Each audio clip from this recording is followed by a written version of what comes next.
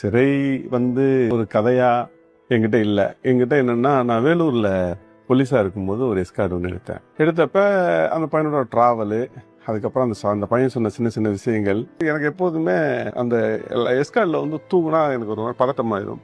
அதெல்லாம் நான் என்ன விஷயம்னா, சரி என்னடா அப்படின்னு சொல்லி பேச்சு கொடுக்க ஆரம்பிச்சா இந்த பேச்சு வருது. ரெண்டு பேரும் மாற்றி மாற்றி பேசிக்கிட்டே இருக்கோம். அந்த பையன் வச்ச ஒரு கோரிக்கை என்னன்னா, என்னை நாளைக்கு விலங்கு இல்லாமல் கூப்பிட்டு வருவாங்க. நான் சொன்னேன், அப்போ இப்படி அதெல்லாம் நீ கொலை பண்ணுறதுக்கு முன்னால் யோசிச்சிருக்கேன். நான் எதுக்குடா அவனை விலங்கு இல்லாமல் கூப்பிட்டு போகணும்? ஆனால் சொல்கிறேன், இல்லைண்ணே நாளைக்கு கல்யாணம் பண்ணிக்க போகிற பொண்ணு வரும்.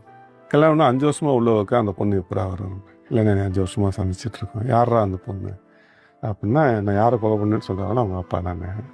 இதெல்லாம் தான் இந்த கதை எழுத இன்ஸ்பிரேஷனாக எங்களுக்கு இருந்தது. இதுதான் எங்களை இந்த கதை எழுத வச்சுச்சு.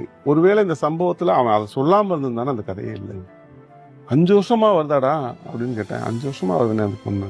எனக்கு பயங்கர ஆச்சரியம். கிட்டத்தட்ட ரொம்ப நேரம் தூங்காம இருந்த இந்த சம்பவத்தை சொன்ன அடுத்த செகண்ட் அவன் தூங்கிட்டான். ஆனா கேட்டேன், எனக்கு தூக்கமே வரல.